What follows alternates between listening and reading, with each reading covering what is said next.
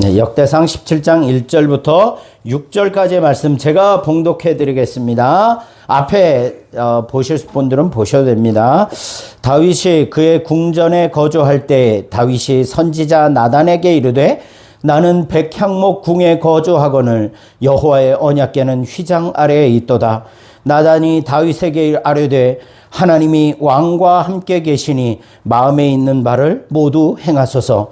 그 밤에 하나님의 말씀이 나단에게 임하여 이르시되 가서 내 종 다윗에게 말하기를 여호와의 말씀이 너는 내가 거할 집을 건축하지 말라. 내가 이스라엘을 애굽에서 올라오게 한 날부터 오늘까지 집에 있지 아니하고 오직 이 장막과 저 장막에 있으며 이 장막과 저 성막에 있었나니 이스라엘 무리와 더불어 가는 모든 곳에서 내가 내 백성을 먹이라고 명령한 이스라엘 어느 사사에게 내가 말하기를 너희가 어찌하여 내 백향목 집을 건축하지 아니하였느냐 하고 말하였느냐 하고. 아멘. 6절까지만 보도록 하겠습니다. 예. 우리 앞뒤 좌우 옆 사람과 이렇게 인사하겠습니다. 당신은 복 있는 사람입니다. 축복합니다. 예.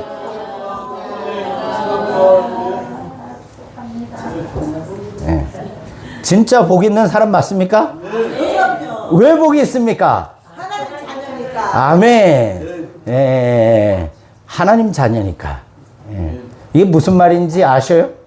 예. 우리가 교회 왜 나옵니까? 예수님이 나의 죄를 다 용서해 주시고 그리고 나를 하나님의 자녀 삼아 주셨기 때문에 그 은혜와 사랑에 감사해서 뭐 하는 거예요? 매주마다 하나님 앞에 나와서 예배하는 거예요. 그렇게 예배하는 자에게 하나님이 또 기뻐하셔서 뭘 하시는 거예요? 축복을, 복을 주시고 또 천국을 우리에게 하나님의 나라를 허락해 주시는 거예요. 그래서 예수 믿는 사람들은, 예수 믿지 않는 사람들은 하나님 모르고 살다가 어떻게 되는 거예요? 심판받아 영벌에 처해지게 되는 거고, 예수님 믿었던 저와 여러분들은 나중에 어떻게 되는 거예요? 하나님 나라에서 영원히 행복하게 영생을 누리며 살아가는 거예요. 우리 교회가 믿는 핵심이에요. 핵심. 교회 왜 나가? 예수님 믿고 나 영생 얻고 영원히 행복하게 살려고 교회 나가는 거지. 그죠? 그거 아니면 교회로 뭐하러 나와요? 헌금 뭐하러 해요? 그거 할 필요 없어요. 나올 필요 없어요. 그거 아니면. 그죠? 하나님 내게 베풀어 주신 구원과 영생의 은혜 때문에 우리는 이 자리에 나오는 거예요. 그리고 한 사람이라도 더 믿게 하기 위해서 어떻게 하는 거야? 헌금해서 그 헌금을 가지고 교회도 관리하고 또 나아가서 전도도 하는 거예요. 그 일을 위해서 이 헌금이 쓰여지는 거예요. 그런데 하나님은 덤으로 그렇게 하나님 앞에 헌금하는 사람들에게 하나님은 또 복을 주시는 거예요. 필요한 만큼 더 채워주시는 거예요. 우리 덕가교회는 억지로 헌금하시라고 말씀하지 않아요. 내가 기쁨이 있고 내가 감사가 있고 내가 자원하는 마음에서 헌금하는 거지 교회 나가면 무조건 헌금하랜다. 그런 사람들 그렇게 말하면 안 되십니다. 그죠? 교회 나가서 예수님 믿고 천국 소망 가지게 되면 야, 이 멋진 교회를 내가 세워야 되겠다 하기 때문에 헌금을 하는 거예요. 그리고 그 헌금은 목사가 다 가지는 거 아닙니다. 예. 제가 다 가졌으면 좋겠지만 제가 다 가지면 안 돼요. 예. 다 아직도 예수님 알지 못하는 사람들에게 복음을 전하는데 귀하게 쓰여지는 거예요. 예. 그러기 위해서 헌금을 하는 거예요. 자, 이걸 믿고 이걸 알고 우리가 신앙생활을 해야 됩니다. 그죠? 그래서 우리는 복 있는 사람입니다. 왜? 천국이 나에게 주어졌기 때문에. 예. 기억하시길 바라겠어요. 자, 오늘 말씀을 보도록 하겠습니다. 예. 제가 되게 업된 것 같죠? 그죠? 예, 뭐 저희 누님들이 와서 업된 게 아닙니다. 예. 예, 오면 시누이들이 다 아우 저한테 시누이야. 여기 예배당도 다 깨끗해졌어요. 그죠? 제가 못한 청소를 이것도 이렇게 해야 돼요. 이거 제가 얼마나 아끼는 꽃인데 이걸 잘라다가 이렇게 아이고 주여. 예, 다 시누이들 시어머니들이 와가지고 제가 지금 여기 화단에 얼마나 그런가요? 저는 속이 쓰렸어요. 아이고 주여. 1년에 한 번 보는 꽃. 다 시누이들이라 부담스럽습니다, 이제는. 저희 집사람은 좋아하더라고요. 예. 아이, 참. 죄송합니다. 예, 농담이고요. 말씀을 보도록 하겠습니다. 예. 예. 말씀을 보도록 하겠습니다. 우리가 오늘 본문을 이해하기 위해서 그 전에 이 사건들을 좀 보셔야 돼요. 뭐냐면, 저 언약궤를 옮기다가, 아이고, 이게 사고가 터졌죠. 그죠? 우사라는 사람이 언약궤를 잡았어요. 이 잡으면 안 되는데. 그래서 어떻게 했냐면, 그거를 예루살렘으로 옮기지 못하고, 어떻게 합니까? 오벳 에돔이라는 사람의 집에다가 석 달 동안 모셔드렸어요. 그런데, 야, 희한하게 오벳 에돔이 어떻게 했는지는 모르겠는데 그 비결을 안 가르쳐줘요. 어떻게 복 받았는지 비결을 얘기 안 했는데 여호와의 궤가 오벳 에돔의 집에 있는 그 순간부터 그 집에 복이 임하기 시작하는 거예요. 예. 하나님이 복을 막 부어주시는 거죠. 어떻게 왜서 그렇게 복을 부어줬는지 몰라요. 예. 어떻게 했는지 모르겠는데 하여튼 그러니까 다윗이 배가 아팠을까요? 안 아팠을까요? 배가 아프죠. 예. 예, 무지 아프죠. 그거 어떻게 알 수 있는지 오늘 본문에 나와 있어요. 예. 그거는 이제 이따가 살펴보고요. 그렇게 하니까 이제 이 석 달간 있다가 다윗이 이제는 절차를 다 챙기는 거예요. 레위인들을 준비시키고 제사장들을 다 준비시켜서 레위인들로 하여금 언약궤를 매게 하고 그리고 그들로 하여금 이제 행진을 시켜서 결국은 예루살렘에 마련한 장막 안에 이 언약궤를 갖다 놓는 거예요. 얼마나 행복했겠어요. 그죠? 수금과 비파와 나팔을 불면서 기쁨으로 여호와의 궤를 모셔왔어요. 자, 그런데 거기만 모셔놓고만 끝난 게 아니었어요. 다윗이요, 이 언약궤를 위해서 16장, 역대상 앞에 장 16장을 보면요, 이 언약궤를 위해서 얼마나 정성을 쏟는 줄 아셔요? 첫 번째 뭘 했냐면요, 예배 장소를 잘 준비하고 주님의 언약궤를 모셔드리고 거기에 모셔드릴 뿐만이 아니라 거기에서 그 언약궤를 섬길 수 있는 사람들을 세우는데 어떤 사람들은 제사를 드리게 하고 어떤 사람들은 예물을 드리게 하고 어떤 사람들은 찬양 사역자로 세워서 하나님을 날마다 찬양할 수 있도록 그래서 예배 장소와 예배 질서를 마련해 놨어요. 누가요? 다윗이요. 두 번째 뭘 했냐면요, 하나님을 찬양하는 시를 지었어요. 우리가 예배 시간에 나와서 이렇게 찬송가를 부르잖아요. 그죠? 찬송가는 내 신세 한탄하는 게 아닙니다. 예, 뭐예요? 하나님을 높이고 감사하고 높이는 시예요, 시. 그죠? 예, 나의 인생의 고백이고 시고 기도예요. 그죠? 그래서 하나님을 찬양하는 시를 지었는데 이때 지은 시편이 105편, 96편, 106편, 하나님의 위대하심, 하나님의 은혜, 이스라엘과의 언약을 기억해 주십시오. 약속을 기억해 주세요. 그리고 열방은 하나님의 영광을 드러내라. 이런 찬양들을 지어서 하나님을 찬양하게 만들었어요. 야, 대단하죠. 그죠? 그리고 세 번째는 뭘 했냐면요, 예배를 드리는 아삽과 그의 형제들을 언약궤 앞에서 항상 섬길 수 있도록 예배자들을 세워주시는 거예요. 예. 그래서 예배자를 세우고 또 그것을 도울 수 있는 사람들, 특별히 복받은 오벳 에돔을 어떻게 했냐면요, 그 성전에 문지기로 세워주는 거예요. 야, 문지기? 에이, 아무것도 아니네. 그런데 다윗의 소망이 뭐였습니까? 내 평생 소원이 뭐예요? 여호와의 성전에 문지기로 사는 게 내 소원입니다. 이 다윗이라는 사람 대단하죠. 그죠?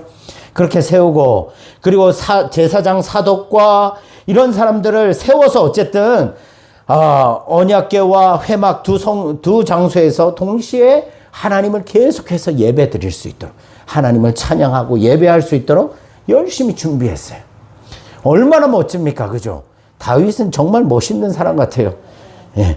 그 사건이 16장에 나와 있고요. 오늘 본문은 이제 17장에 오는 거예요. 그렇게 다 준비해 놓고 다윗은 이제 뭘 하냐면요, 다윗이 자기 집으로 돌아왔습니다. 그렇게 돌아왔는데 이어서 오늘 본문의 말씀을 보면 하나님께서 찾아오셔서 다윗과 약속을 맺으시는 거예요. 언약을 맺으시는 거예요. 자, 언약하면 기억나는 게 있어요. 뭐냐면 하나님이 아담하고도 뭘 했어요? 약속을, 언약을 했어요. 아브라함하고도 언약을 했어요. 이삭에게도 그 언약이 이어지고, 야곱에게도 그 언약이 이어지고, 그리고 아브라함에게도 이어지고, 그 다음에 누구에게도, 다윗에게도 그 언약을 이었어요. 오늘 본문에 보시면 하나님이 다윗에게 언약을 하시는 거예요. 그래서 제가 말씀드렸잖아요. 하나님이 왜 약속을 하시냐? 하나님이 살아계심을 나타내기 위해서, 증명하기 위해서 뭘 사용하시는 거예요? 언약을 사용하시는 거예요. 나 믿을 만한 존재야 라는 것을 약속하시고 그것을 지키는 걸 통해서 나는 믿을 만한 존재야, 신뢰할 만한 존재야를 보여주시는 거죠. 다윗과 언약을 맺으시는 하나님의 이야기가 17장에 기록되어 있는데요. 제가 말씀을 준비하다 보니까 오늘은 다윗과 언약을 맺으시는 7절부터는 다음 주에 살펴봐야 될 것 같아요. 앞에 것만 봐도 시간이 모자랄 것 같아서 그 뒷거는 구체적인 언약 내용은 다음 주에 살펴보겠습니다. 오늘 본문을 살펴보겠습니다. 그러면 자, 오늘 본문을 보시면 하나님 먼저 보시면 성전 건축을 간절하게 열망하는 다윗의 모습이 보여요. 자, 1절 보세요. 우리 1절 한번 읽을까요? 시작. 다윗이 그의 궁전에 거주할 때 다윗이 선지자 나단에게 이르되 나는 백향목 궁에 거주하거늘 여호와의 언약궤는 휘장 아래에 있도다. 아멘. 자, 여러분, 다윗이라는 인물이요, 정말 그 16장만 보더라도 얼마나 하나님 앞에 지극정성으로 섬겼어요. 그죠? 그런데 다윗은요, 자기 왕궁을요, 백향목 궁으로 지었다고 말해요. 얼마나 비싼 이 재료, 백향목 궁, 이 나무가 얼마나 비싼 재료인지 그걸로 궁전을 다 지을 정도로 아름답게 다윗의 왕궁을 지었어요. 자, 그런데 다윗이요, 그 백향목 궁에 딱 앉아 있을 때마다 행복했을까요? 아니요. 참 희한해요. 그죠? 그렇게 좋은 집에, 정말 저도 한 대지가 한 1000평 되는 집에 한 으리으리하게 아주 건물 지어놓고 그래놓고 한번 살아봤으면 좋겠어요. TV에 나오듯이 마당에다 풀빌라, 그 수영장도 좀 만들어 놓고 잔디도 키우고 그런 집에서 한번 살아봤으면 좋겠다. 얼마나 행복할까. 다 그렇잖아요. 뭐 저만 그래요. 다 그러시잖아요. 그죠? 그런 집에서 살고 싶으시죠? 청소하기 힘들어요. 아, 그래요? 예. 청소하는 사람도 고용을 해야죠. 그 정도 되면. 예. 그런데 다윗은요, 그 마음이 편하지가 않았어요. 왜 편하지 않았을까요? 1절에 보니까 나는 백향목궁에 거주하거늘 여호와의 언약궤는 휘장 아래에 있도다. 천막 아래에 있는 거예요. 텐트 안에 있는 거예요. 그냥 이 언약궤가. 나는 최고의 시설에서 살고 있는데 여호와의 언약궤는 천막 안에 있다는 거예요. 그럼 궁금하지 않아요? 다윗은 왜 이렇게 행복을 누리지 못하고 왜 이런 고백을 했을까요? 그는 자신이 누리고 있는 지금의 이 평온한 삶이 결코 당연한 것이 아니었다는 것을 알고 있었어요. 내가 이 어마어마한 궁전에 살고 있는 게 그냥 되어진 것이 아니다라는 걸 알고 있었어요. 그럼 누구 때문에? 자기가 능력이 탁월해서, 자기의 정말 탁월한 부하들이 탁월했기 때문에 자기가 그 자리에 앉아 있다고 생각했을까요? 아니에요. 전적으로 하나님의 은혜가 아니었으면 나는 지금 이 백향목 궁전에 앉아 있을 수 없었다. 다윗은 그건 알고 있었어요. 그죠? 그걸 머리로 들어서 알고 있을까요? 아니에요. 삶으로 경험했잖아요. 자기의 장인이었던 사울 왕한테 얼마나 수치와 모욕과 고난과 불련단을 거쳤어요. 그죠? 그 시간을 통과하면서 그 시간을 지나고 나니까 그때는 막 죽겠고 미치겠고, 야, 내가 이래서 살아야 되나? 하나님이여, 나의 대적이 어찌 이렇게 많은지요. 그렇게 탄식하고 절망하고 좌절하고 하루하루 그냥 죽지 못해 꾸역꾸역 살아왔는데 이제 지나고 보니까 이 모든 것이 다 하나님의 은혜였습니다.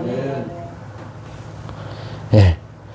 그 찬양 있잖아요. 내가 지내왔던 모든 일들이, 내가 살아왔던 모든 것들이, 뭐 살며 숨을 쉬며 그 모든 것들이 다 은혜였어요. 하나님의 은혜였어요. 모든 것이 은혜, 은혜, 은혜, 한없는 은혜, 내 삶에 당연한 것 하나도 없었던 것을, 모든 것이 은혜, 은혜였소. 아멘. 여러분, 다윗은 나중에 돌이켜보니까요, 아, 그때 내가 죽을 수밖에 없었는데 하나님이 나를 살리셨구나. 하나님이 나를 돌아보셨구나. 하나님이 나를 버리시지 않으셨구나.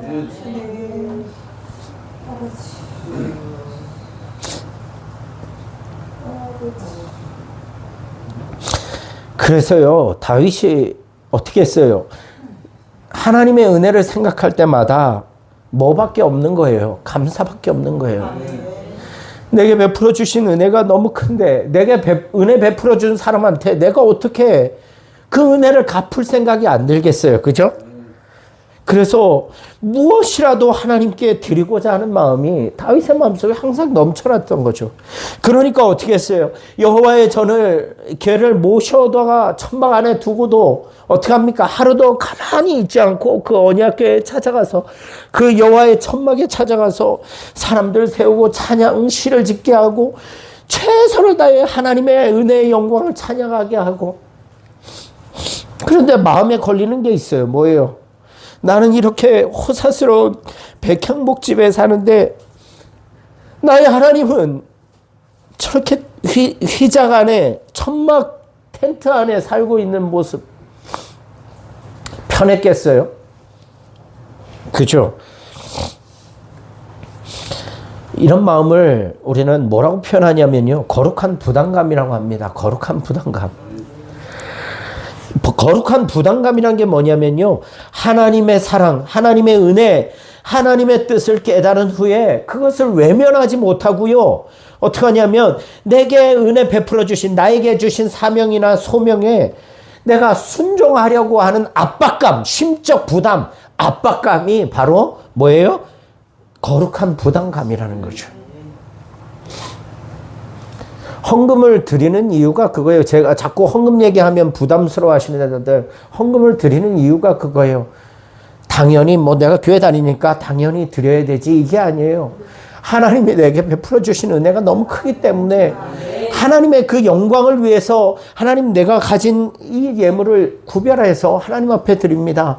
이거 그냥 누구만 잘 쓰고 잘 먹고 잘 살라고 드리는 게 아니잖아요. 하나님의 영광을 위해서, 하나님 나라가 더 확장되어서 우리 주변에, 우리 옆에 사람뿐만이 아니라, 우리 여기 앉아있는 사람뿐만이 아니라, 우리 마을 사람들, 우리 주변의 사람들, 그 사람 한 사람이라도 더 복음을 듣게 하고 이 하나님의 은혜 가운데 나오게 하기 위해서 드리는 거예요. 그죠?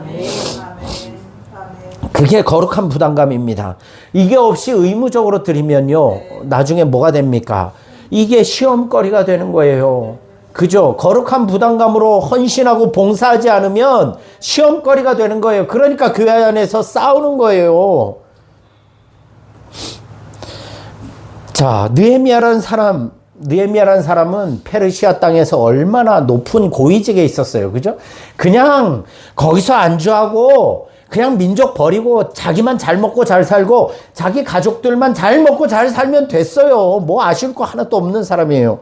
그런데 그의 귀에 예루살렘 성이, 내 고향, 내 민족의 예루살렘 여호와의 전이 무너졌다라는 소식을 들었을 때 어떻게 합니까? 그 마음속에 잠을 못 자겠는 거예요.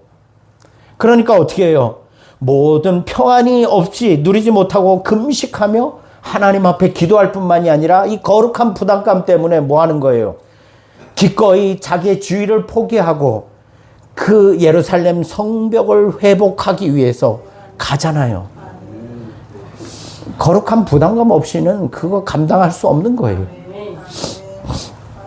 이렇게 말하고 있죠. 내가 이 말을 듣고 앉아서 울고 수일 동안 슬퍼하며 하늘의 하나님 앞에 금식하며 기도하여. 누가 자기 보고 성벽 세우라고 했어요? 누가 등 떠밀었어요? 아무도 한 적 없어요. 그런데 그 마음속에 거룩한 부담감이 일어난 거예요.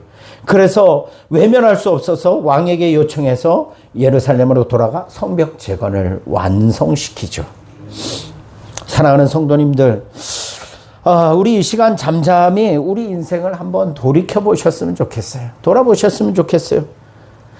지금까지 지내온 것 주의 크신 은혜라. 아멘. 아멘. 그죠? 지금까지 지내온 것 주의 크신 은혜라. 우리 이 찬양 제일 좋아하잖아요. 그죠? 이 찬양 너무 좋아하잖아요.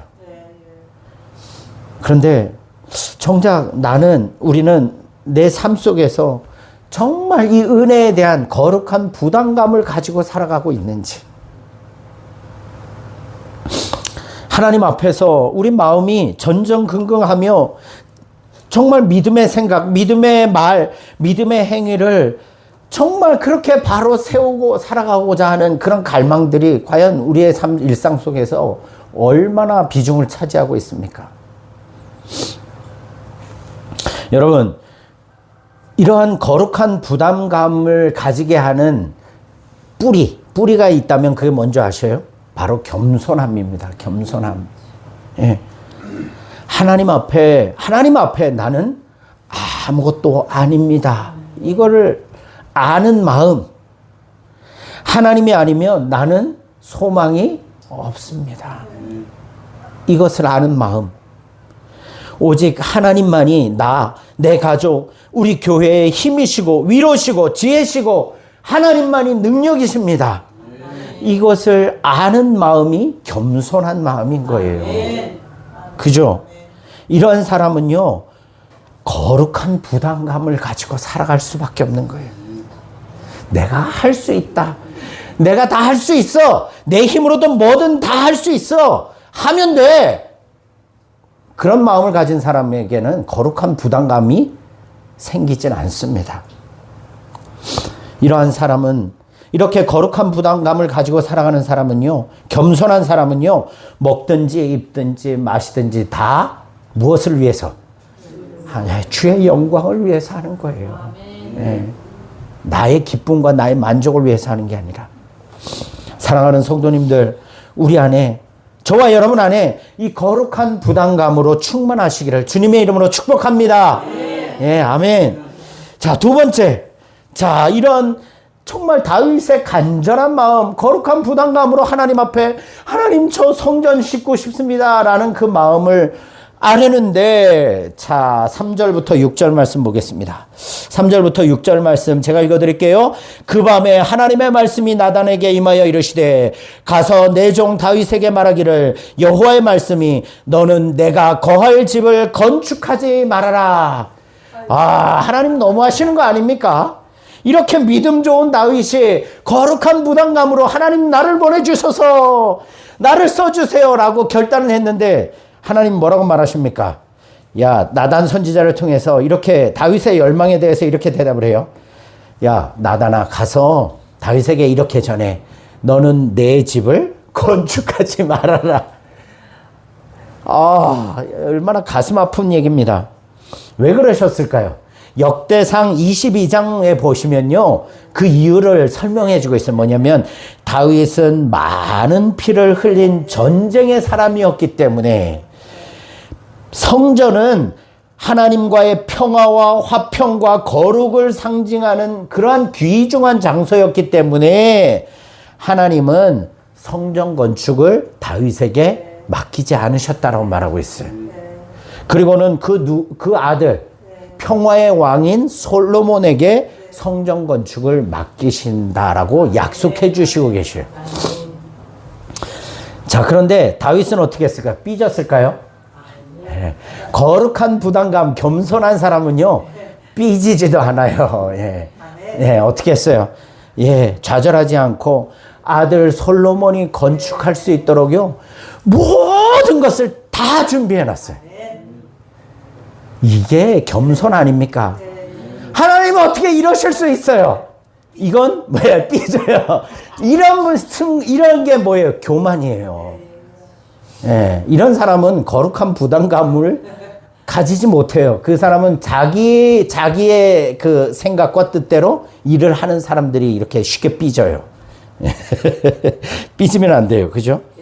예. 딴 얘기를 했네요. 예. 다윗은요, 그렇게 하나님의 거절에도 불구하고 다윗은 어떻게 했어요? 그 거절을 순종으로 받아들이는 거예요. 왜냐? 내가 내 뜻대로, 내 계획과 내 방식대로 이루시는 것보다 하나님의 때, 하나님의 방식대로 이루시는 것이 더 영광스럽고, 더 은혜롭고, 더 탁월하다는 사실을 다윗은 알고 있었기 때문이에요. 그래서 하나님이 다윗을 뭐라고 표현하는 거예요? 내 마음에 합한 자라고 하는 거예요. 무시하는 게 아니에요. 다윗, 너 따위는 내 성전을 지을 수 없어가 아니에요. 다윗, 너는 내 성전을 지을 자격이 충분해. 하지만 나는 너에게 맡기는 것보다 솔로몬에게 맡기는 게 더 내가 영광스럽고 모든 일들 보기에도 합당하겠다라고 하나님은 결정하신 거죠. 여러분, 하나님의 뜻이 나의 바람과 맞지 않을 때가 있죠. 그죠? 예, 그럴 때 어떻게 해야 됩니까? 예, 화내야 돼요? 아니에요. 나의 뜻을 내려놓는 것이 지혜입니다. 그러면요, 하나님은 더 큰 은혜로 채워주시는 거예요. 그죠? 내가 기대했던 것보다 더 풍성한 은혜로 채워주시는 거예요. 자, 그것을 기억하시길 바라겠어요. 자, 계속해서 말씀을 보시면, 시간이 많이 가는데, 자, 계속해서 말씀을 보시면, 성전 건축을 부러워하신 하나님께서는 어떤 분이실까를 우리가 살펴봐야 될 것 같아요.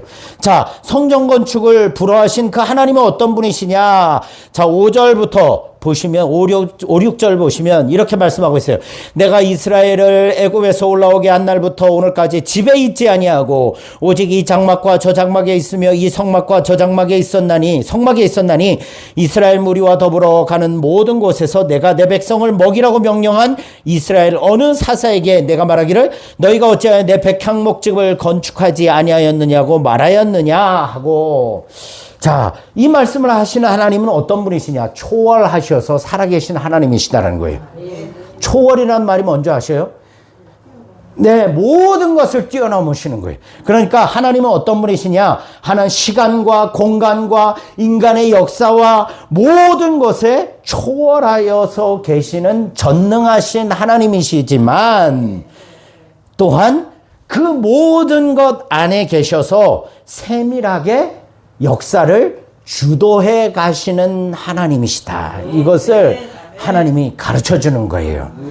다윗아, 성전 건축에 그렇게 목숨 걸지 마.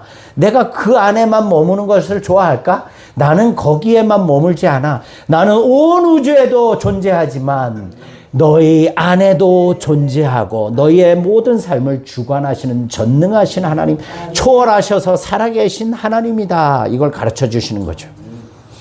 여러분, 우리가 잘 아는 루이스 벌코프라는 사람이 있는데요. 이 사람이 우리 장로교 신학, 개혁주의 신학을 정립한 사람이에요. 이 사람이 이렇게 말했어요.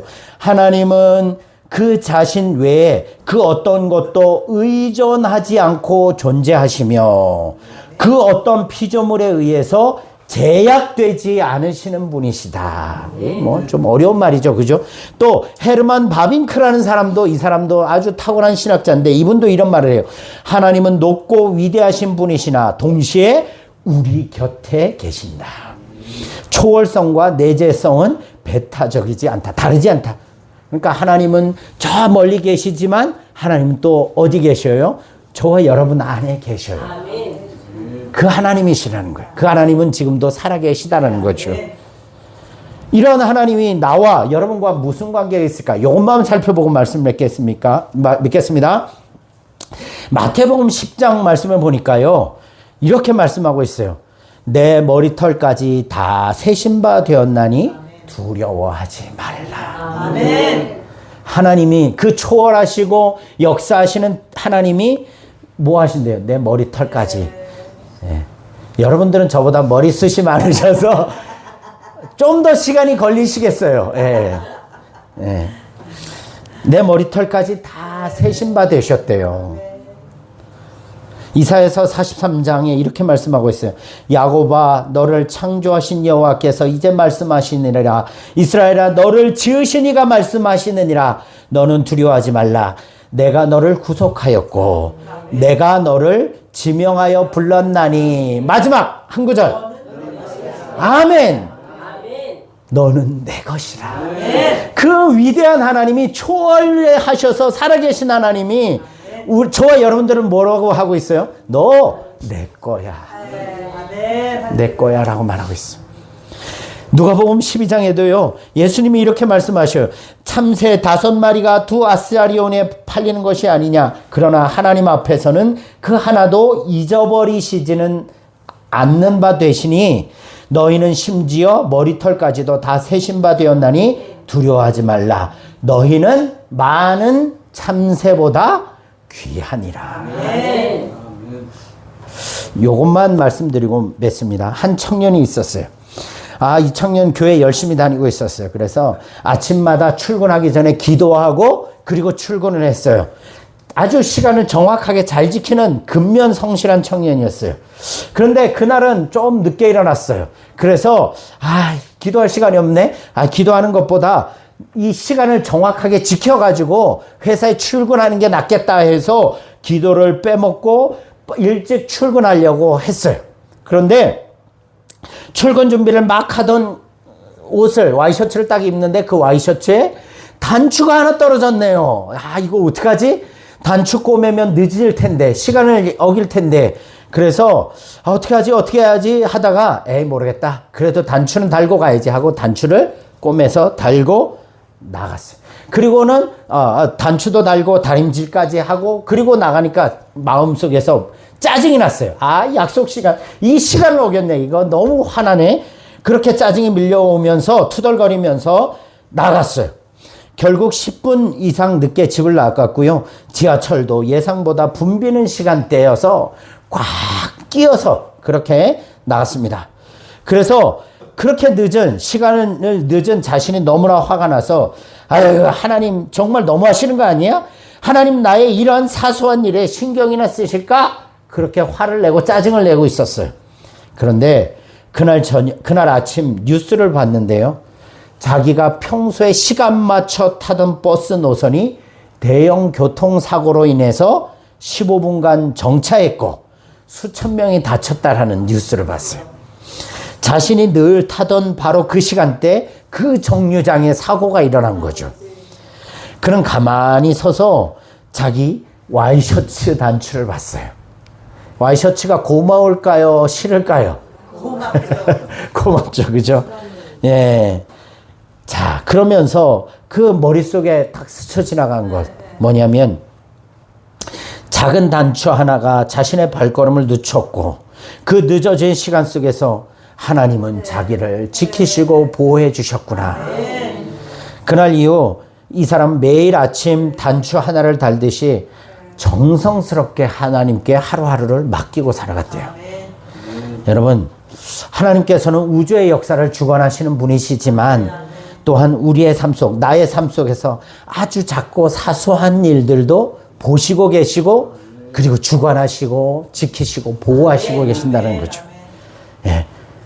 우리 하나님은 우리의 인생의 큰 일뿐만이 아니라 우리가 작은 일조차도 하나님은 일하시고 계시고 주관하시고 계시는 분이심을 믿으시길 바라겠어요.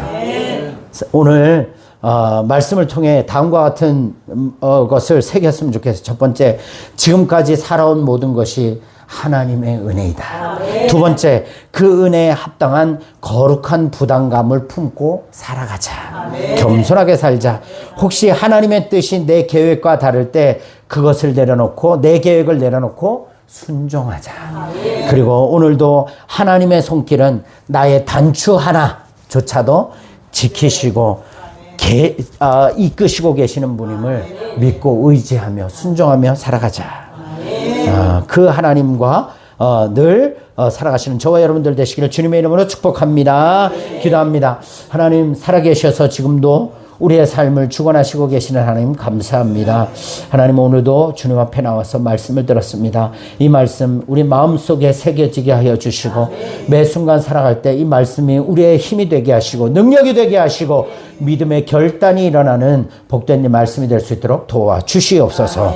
감사하며 예수님의 이름으로 기도드리옵나이다. 아멘. 우리 드리신 예물 우리 254장 1절만 찬송하겠습니다.